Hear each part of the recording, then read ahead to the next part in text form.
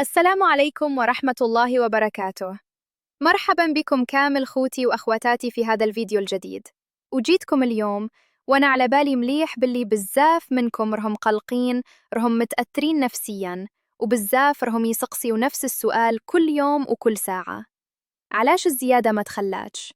علاش فلان زادوله وفلان لا؟ علاش الأرملة ما شافت حتى تغيير في المنحة المنقولة؟ وش رح صاير بالضبط؟ وش رح كاين إلغاء؟ ولا الدولة تراجعت؟ ولا حاشاكم راهيتها مسخر بالمتقاعدين؟ أول حاجة أركز عليها ونعاودها قد ما نقدر، ونكررها قد ما نقدر، ونكررها قد ما نقدر، وبصوت واضح. نعم، الزيادة خرجت رسمياً. الزيادة خرجت رسمياً، مكتوبة، مثبتة، منشورة في الجريدة الرسمية للجمهورية الجزائرية.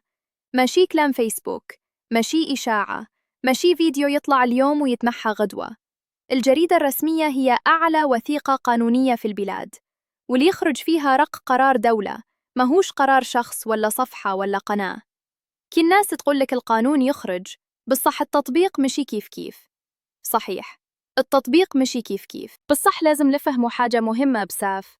القانون كي يخرج في الجريدة الرسمية مستحيل يخرج باش يتلغى من بعد، وما يخرج باش يضحكوا على الناس. ما راهوش صدقاء باش يقولوا اليوم نمدوها وغدوها نرجعوها. راه قرار سيادي اجتماعي محسوب ومدروس. وهنا نحب نفرق بين زوج حوائيش، بزاف ناس خلطت بينهم. القرار راه ازداد، بس حتى التطبيق راه يمشي بالتدريج، وما يمشيش بالسرعة اللي الناس حبتها. وهذا طبيعي جدا، خاصة في دولة كيم الجزائر. وإن عدد المتقاعدين بالملايين، رن نهدر على قرابة 4 ملايين ملف، بين متقاعد مباشر، متقاعد غير مباشر، أرامل، أيتام، منح، منقولة. نستابعين لسه يا ناس نستابعين، لسه يا ناس نستابعين، لسه يا ناس للكاسنوس. كل واحد وبيته، كل واحد وتاريخ تقاعده، كل واحد ومعاشه، كل واحد والمنحة اللي يتحصل عليها. كاين واحد خدم 32 سنة، واحد خدم 25 سنة، واحد خدم 15 سنة، واحد خرج تقاعد من 20 سنة، واحد تقاعد جديد، واحد معاشه كان تحت الحد الأدنى، واحد فوق الحد الأدنى. يعني حسابات دقيقة معقدة ومستحيل. وبالعقل تطبق الزيادة في نفس الدقيقة على الجميع، ما راهيش زيادة موحدة تقولك زادوا 5000 دينار وخلاص. لا، راهي نسب: 5%، 10%، 20%، 10%، 20%، ورفع الحد الأدنى للمعاشات، وكل ملف يتحسب وحده. نزيداً نذكركم حاجة أخرى باش تكون الصورة كاملة. حتى في الوظيفة العمومية قالوا الزيادات تدخل في جنوبي، وما تخلتش في جنوبي نفس الشيء. ما راهيش أول مرة تسرى، وكل عام تقريباً مع بداية السنة يكون تأخير لأن الأغلفة المالية ما تكونش توزعت كاملة، وميزانية السنة الجديدة تكون مازالت في طور التوزيع بين القطاعات. هذا ما يعنيش إلغاء، وما يعنيش تراجع، وما يعنيش تمسخير. التأخير معناه إجراءات حسابات مراقبة وتفادي أخطاء. علاش الدولة حريصة بزاف على هذه الحسابات؟ لأن أي خطأ اليوم غدو يولي مشكل كبير. وتفادي أخطاء بزاف لأنه يمس شريحة كبيرة ويخرج مبالغ مالية ضخمة.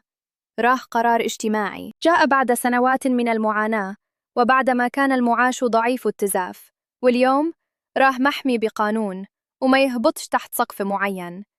كاين ناس قالت علاش فلان زادوله وأنا لا؟ الجواب بسيط واضح. ممكن فلان كان معاشه تحت الحد الإذنى واتطبق عليه التعديل مباشرة، وممكن اللي شفته زيادة راهي تصحيح قديم ولا تثمين ولا ربال، وماشي بالضرورة نفس الزيادة اللي راكم تستنوها. وما تنساوش كي تبقوا الزيادة يتبقوها على الجميع، ماشي نص بنص، بالصح التطبيق يكون على مراحل وكل ملف يجيه دوره. نجي الآن للتثمين السنوي، لأن بالزاب خلطوا فيه. التثمين السنوي هذا حق قانوني ثابت، ماهوش من حق تيارية، وماهوش هدية من الدولة. هذا تعويض على التضخم، وعلى غلاء معيشة، وعلى تآكل القدرة الشرائية. روح محسوب بالقانون، وتطبيقه مربوط بسنة مرجعية ونسب محددة، ويحتاج وقت. ما نقدرش نقول راه تلغى ولا راه تأخر بنية سيئة. هذا تفكير خاطئ وخطير. نحب نهدر من القلب على الأرابل والمنح المنقولة. نعرف باللي كين أرامي ما شافوش حتى زيادة، وقلقهم مفهوم، وحزنهم مفهوم، وسخطهم مفهوم. بصح لازم نفهموا باللي المنحة اللي منقوله مربوطة بالمعاش الأصلي، وأي تعديل في المعاش الأصلي ينعكس عليها. بصح مشي بالضرورة في نفس اللحظة. كين أرامل شافوا زيادة، وهذا دليل قاطع باللي قرار رح يختم، واللي ما شافوش رح يجيهم الدور. ما رح حتى من لف محيط قصة كامل رح يستفادوا الدولة. ما عندها حتى مصلحة تفرق بين متقاعد ومتقاعد، واللي بين أرملة وأرملة. بالعكس، الضغط الاجتماعي يخليها مضطرة تطبق بصح بطريقة منظمة باش ما تزيدش المجاكل. التمسخير يكون كما يكون، حتى قرار كي يقولوا ما كان حتى زيادة. بالصح اليوم القرار موجود، مكتوب منشور، ومدير التقاعد هدر عليه، والتثمين راه متوت. ونحب نطمنكم بحاجة مهمة بزاف: كل شهر يتأخر راه محصود، ما يضيع حتى دينار. أي تأخير يجيب أثر رجعي رابال، وتتحسب لكم من تاريخ الاستحقاق. يعني ما راكمش خاسرين. لراه يصير اليوم هو تصحيح اختلالات قديمة ترى كمت سنوات وما نقدرش نصلحوها في أسبوع، بس نقدر نبدأوا.